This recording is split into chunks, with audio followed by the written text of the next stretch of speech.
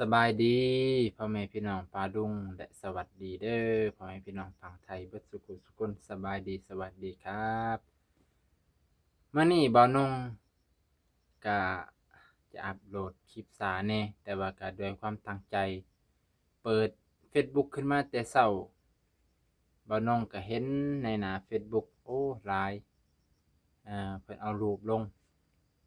เนาะซึ่งก็เกี่ยวกับการสิ้นพระชนม์เนาะของสมเด็จพระเจ้าฟ้าลูกเธอเจ้าฟ้าพัชรกิติยาภาพ่อแม่พี่น้องเนาะเพิ่นก็ได้สวรรคตไปแล้วพ่อแม่พี่น้องจังได๋ก็ขอถวายความอาลัยนำเนาะพ่อแม่พี่น้องพ่อแม่พี่น้องประเทศไทยเด้อบ่าวนงก็ขอถวายความอาลัยน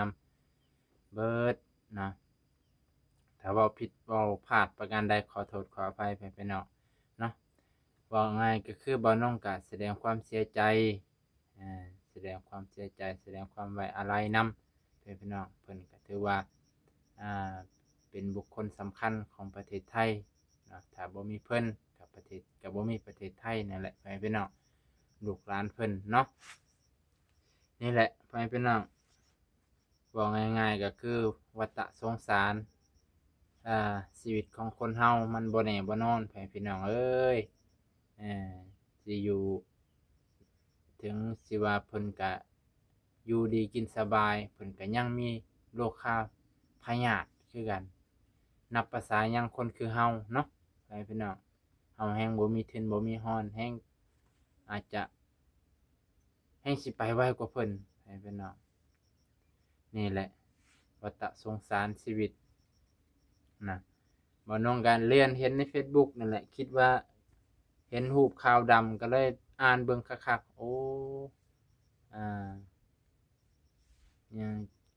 แสดงความอาลัยนำเพิ่นเสียไปเมื่อวานนี้พ่อแม่พี่น้องสวรรคตวันที่11เมื่อวานนี้มันนี้เป็นวันที่12เนาะบ่น้องแต่งตัวบ่สุภาพก็ขอโทษขออภัยนำพ่อแม่พี่น้องแต่ว่าก็แสดงความเคารพนับถือต่อเพิ่น เพราะว่าจังได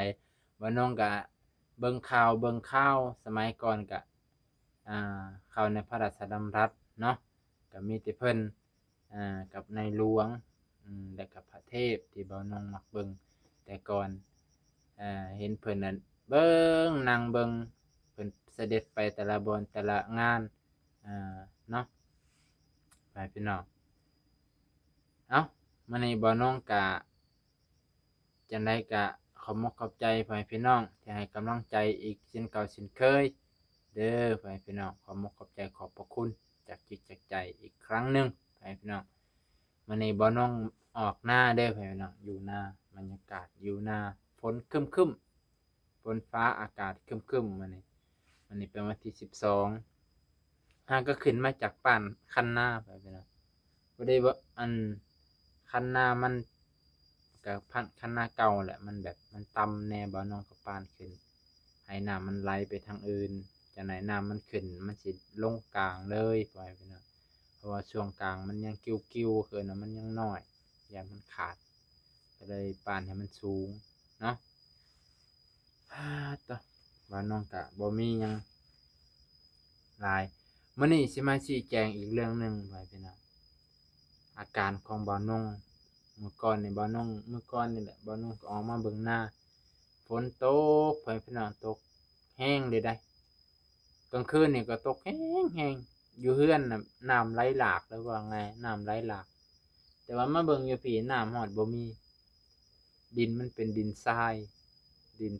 ที่มันบ่มีปุ๋ยบ่มีอิหยังนะดินทรายบ่แม่นดินดำมันดินมันยังอุ้มน้ำบ่อยู่ฝนตกส่ำใดก็ยังบ่เต็มอาถ้าผู้ใดรู้วิธีการเฮ็ดนาข้อยแนะนำหน่อยเด้อข้อยพี่น้องตอนนี้บ่น้องก็เตรียมที่จะฉีดยาฆ่าหญ้า ฝนตก2-3มื้อนี่หญ้าเริ่มขึ้นหญ้าเริ่มขึ้นมาแล้วเริ่มเห็นใบหญ้าแล้วบ่าวน้องสิได้ฉีดหญ้าแล้วบ่าวน้องก็สิได้ใส่ปุ๋ยพี่น้องจักสิว่าสิได้ใส่ปุ๋ยแบบใบหรือสิได้ใส่ปุ๋ยแบบหว่านนี่ก็บ่รู้คือกันเนาะถ้าเบิ่ง แต่ว่าตอนนี้บ่น้องก็เตรียมอุปกรณ์เตาฉีดยาอ่ายาก็ถือว่าหลายเติบไปพี่น้องยาก็400,000กว่าเตาฉีดก็500,000นะเนาะเตรียมแล้วปีนี้ก็ถือว่าอยากเฮ็ดให้มันได้ได้หรือบ่ได้ก็ลองเบิ่งก่อนไปพี่น้องบรรยากาศอยู่หน้านี่สงบดีไปพี่น้องสงบสบายบ่วุ่นวายนะขอมกขอบใจอีกเทื่อหนึงไว้พี่น้องหลายคนก็ให้กำลังใจเกี่ยวกับบ่าวนงเนาะเห็นกันอยู่บ่เนาะเบิ่งอือหลายคนก็ให้กำลังใจเกี่ยวกับอาการของบ่าวนงขอมกขอบใจขอบพระคุณเด้อพี่น้องพี่ๆเอื้อยๆที่อยู่ประเทศไทยก็คืออาการของบ่าวนงนี่ถามว่าดีคักบ่ก็รู้สึกว่ายังบ่ดีไปพี่น้องยังบ่ดีบ่ฮู้ว่าเป็นจั่งใดอืม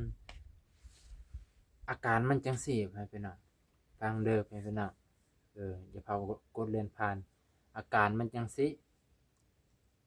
ตอนแบบตอนเฮาหิวข้าวน่ะมันสิเมื่อยอาการแบบมันเมื่อยตาลายเลยไปพี่น้องตอนหิวข้าวหน้าหน้ามืดตามัวคล้ายจะเป็นลมแบบนี้แหมพี่น้องตอนมันหิวข้าวแรงคือตอนนี้นี่11โมงแล้วบ่าวน้องก็ยังบ่ทันกินข้าวดอกเพราะว่าเราก็ขึ้นมาจากปานคันนาก็ให้เรือมันลงก่อนก็เลยอัดคลิปเว้าหิวข้าวแล้วมันเมื่อยไปพี่น้องเมื่อยแบบหน้ามืดว่ะเป็นญ้อนกินบ่อิ่มบ่กินแต่ละมื้อก็กินข้าวอยู่ไปพี่น้องบ่น้องก็รู้สึกว่าจ้อยไปพี่น้องนี่แฮ่งไปตัดผมมานี่แฮ่งรู้สึกว่าหน้าแหลมหน้าวูบอันนี้ก็ลงไปพี่น้องแต่ก่อนนี่มีหนังมีเนื้ออืมเดี๋ยวนี้ล่ะโอ้ยจักเป็นจั่งใดก็มีเอื้อยผู้หนึ่งเพิ่นให้กำลังใจว่าเอื้อยยังอยู่ในเฟซบุ๊กอยู่ในยูทูบเพิ่นก็คอมเมนต์ให้กำลังใจเอื้อยรัตรัตติรัตติยาบ่รัตติภานี่ประมาณนี้แหละขึ้นตัวรอก่อนเพิ่นให้กำลังใจว่าอย่าเครียดพยายามอย่าเครียดเพิ่นก็เคยผ่านปัญหาหลายหลายกว่าเบาน้อง10เท่าแต่เพิ่นก็ผ่านมาได้มันสิเป็นโรคซึมเศร้าบางคนก็ว่าเบาน้องคิดมากเครียดแบบไม่รู้ตัวอาจสิแม่นเครียดแบบบ่รู้ตัวก็คือแบบเบิ่งคือบ่เครียดแต่ว่าในจิตในใจน่ะมันมีแนวคิดจิตใจยังพุ่งซ่านยังคิดเรื่องเก่าๆเดิมๆปัญหาเดิม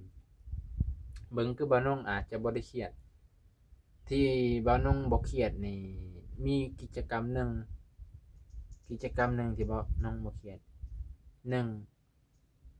ไปพบปะกับเพื่อนรู้สึกว่าโอเคสมองปลอดโปร่งมีแนวเว้ามีพูดคุยว่าซั่นซะเว้าจามีแนวเว้าแนวว่าเว้านั่นเว้านี่มันรู้สึกว่าบ่เครียดกับไปนั่นไปนี่บ่น้องจะบ่เครียดอ่าจะบ่เครียดเลยแบบนั้นมักแบบผ่อนคลายเลยกับแบบหนึ่งอยู่ในเรือนเครียดอาการอยู่เรือนเป็นหยังก็บ่ฮู้เว้าน้องคันอยู่เรือนน่ะคือมันเครียดแบบโอ้บางสิ่งบางอย่างมันคิดหลายเบิ่งคือบ่คิดหลายไปพุ่นน่ะแต่มันก็คิดคนน่ะคือว่าจิตใจเบาน้องนี่มันอาจจะยังบ่พอยังอยากแบบสิ่งที่เราขาดเคินที่เราสิ่งที่เราบ่มีเราอยากได้มันบ่ทันใจเราก็เลยแบบแนมไปทางใดก็บ่มีแนมไปทางใดก็บ่เห็นนั่นนะมันก็เลยแบบมันก็เลยแบบคิดหลายว่าง่ายๆก็คือกับเพิ่นครัวเนี่ยใครแน่แต่แม่เพิ่นซอยเนาะแม่เพิ่นซอยขอบมกขอบใจก็คือแนมเพิ่นเทิงฟ้าหลังคาก็รั่วแนมไปทางนี้เออสังกะสีก็รั่วมันก็มีแต่ว่ามันมีแต่ปัญหาบ่น้องก็เลยว่าอยู่เรือนนี่มันมีแต่แบบมีแต่แนวอืม บ่น้องก็เลยมักแต่ไปนั่นไปนี่แต่ละมื้อใครแหน่บ่คิดหลายคันแต่ก่อนน่ะช่วงที่มีปัญหานั่นช่วงแม่เบาน้องแม่เลี้ยงไปมาๆมีปัญหาหลายแนวโอ้ยเบาน้องแฮ่งปวดหัวย้อนผู้เดียวว่ะจักเว้นแม่นเว้นแม่นกรรมอิหยังข้อยว่าโอ้ยเออแต่ก่อนนี่แต่ก่อนเบาน้องบ่ฮู้ก็เพราะเบาน้องอยู่วัดอยู่ในวัดก็เลยแบบบ่บ่รับรู้เรื่องในครอบครัวเลยบ่อยากรับรู้พอมาถึงเจ้าของว่าป๊าดแบบมันเครียดแบบยามสินอนก็ต้องคิดอืมตื่นนอนก็ต้องคิดเฮ็ดให้ร่างกายของเราสู้เนาะเฮ็ดให้ร่างกายเราสู้อู้อืมสูงๆนะให้เพิ่นเนาะเป็นจั่งใดบัดสูงคักบ่ส่ำนี้เนาะนี่แหละให้เพิ่นเนาะเฮ็ดให้ร่างกายสู้พร้อมอืมคือกับฮอดมื้อเทื่อก็นอนบ่หลับนอนบ่อิ่มคิดเบิ่งว่าน้องนอนมื้อเทื่อก็3ทุ่ม4ทุ่มตื่นนี่ตี4โอ้เออตื่นตี4มันบ่อยากนอนมื้อเทื่อนอนตี4มื้อเทื่อมันตื่นตี2ก็มีไปเบิ่งบางมื้อตื่นเที่ยงคืนแหละดีแต่ว่าบ้านบ่น้องมันบ่มีสัญญาณอินเทอร์เน็ตมันบ่มีแบบมันบ่มีมันมีอยู่แต่มันบ่แรงพอเราตื่นแล้วเราบ่มีแนวเล่นก็นอนต่อถ้ามีสัญญาณนี่ย้านได้จับโทรศัพท์ต่อนอนบ่หลับอีก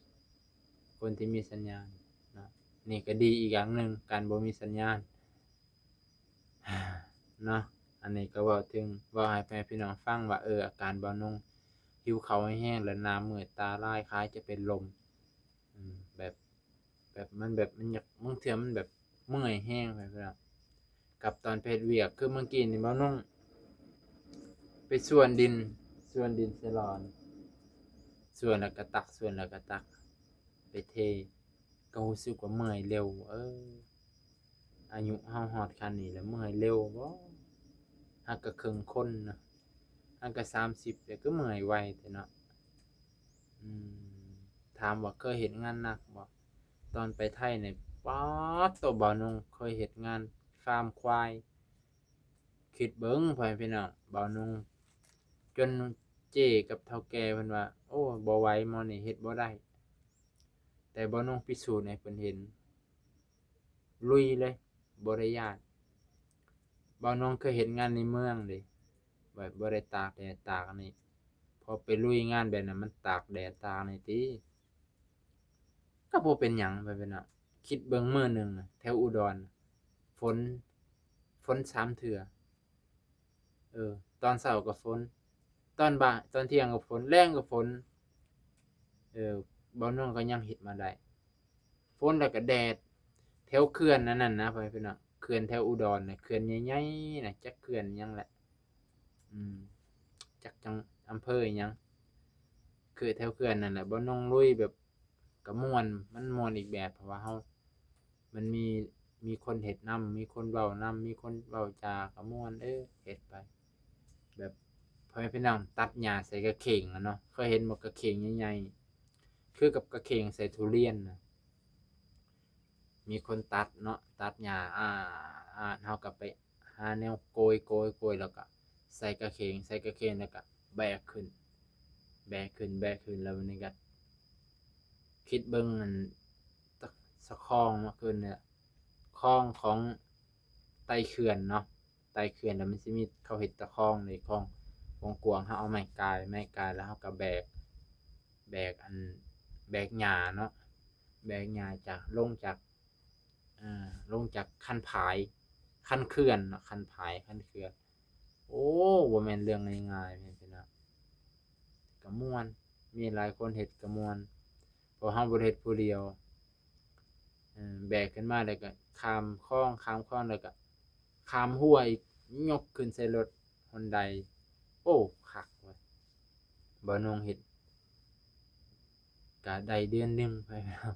มันมีปัญหาก่อนอืมมีปัญหาย้อนบ่นงขยันเกินไปเฮ็ดให้เพื่อนร่วมงานตกงานบ่นงก็เลยไปนำเขาไปนำเขาเรื่องราวมันโอ้บ่เป็นตาก็คือว่าแหละเนาะอืมเพิ่นก็จักสิปกป้องเฮาหรือเพิ่นอยากไล่อีกผู้หนึ่งแหน่ก็บ่ฮู้แต่เฮาก็ว่าคิดว่าเฮาเป็นผู้ก่อปัญหาก็เลยไปดีกว่านะเฮาขยันเกินไปเฮาไปเฮ็ดผิดก็ผิดหน้าที่มันบ่แม่นหน้าที่ของบ่าวนงแต่บ่าวนงไปเฮ็ดมันก็เลยผิดเฒ่าแก่เพิ่นนะมื้อนี้ก็เลยสิอันนี้แหละเพิ่นพี่น้องจักหน่อยก็สิไปปั่นอยู่ลุ่มอีกย้านฝนมาเดี๋ยวฝนมามันสิขาดใหญ่กว่าเก่าครับพี่น้องอ่าจะได้ปิ้งแนวอยู่แนวกิน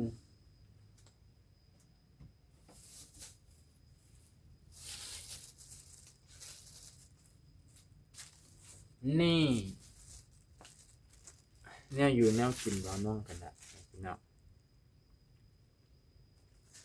ปิ้งไก่เด้พี่น้องนี่ปิ้งไก่หน้าปรุงเออแล้วก็ปลาพร้อมปิ้งปลาด้วยปลาซื้อ3ตัวให้พ่อเพิ่นกินสัก2ตัวบ่าวนงกินตัวหนึงส่วนไก่เอามากินอยู่พี่พี่น้องบ่อยากกินอยู่บ้านย้านมันติดภากไก่ตลาดเนาะเฮาก็บ่อยากกินในบ้านปานใดนี่อุ่นพี่น้องอุ่น